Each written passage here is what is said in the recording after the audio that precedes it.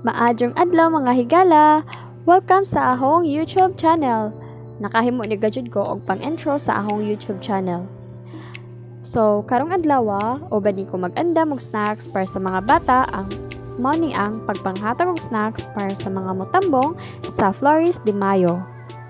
Ang Flores de Mayo, usa ka espesyal nga okasyon na puno sa pag-ampo, bulak o syempre pagkaon. So, unsa man ning atong giandam karon? Tanawan ni mga paborito sa mga bata ug mga ginikanan. Ang mamon ug juice.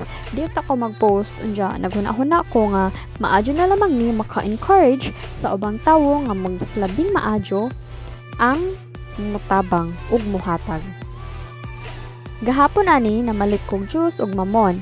Instead na biskwit akong paliton, akong gipili ang mamon kay maadyo na lamang makatilaw ang mga bata ani. Kadtong bata pa mi usahay ra pud mi makakaon og ingon ani. Akong gipapilit daan ang pagpangsudyop sa juice. Kakalimot ko unsay term ana, basta akong tudyo diha is dili malangan sa pagpanghatag. Bisan pa o gamay lang nga butang ni, dako nakaadyo ni og epekto sa usa ka malipayong naong. Ang atong mga buhat nga gikan kasing-kasing naghatag og paglaom sa uban. Mahitabo ra ning Flores de Mayo usa sa usa ka tuig kay kadamay ra man ni. So busa mga higala kung naa may Flores de Mayo diha sa inyong barangay, paningkamuti nga motabang ta bisag sa ginagmay, bisan gamay ra nga pahalipay, dakong impact na sa mga bata ug sa komunidad.